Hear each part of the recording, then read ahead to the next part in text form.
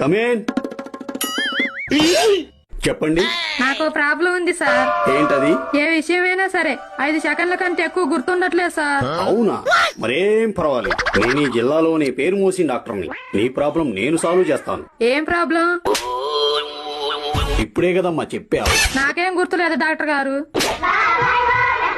ఓహో, ఇది అదా? ఏది? చూడమ్మా, నీ బాధ నాకు అర్థమైంది. ఏం బాధ?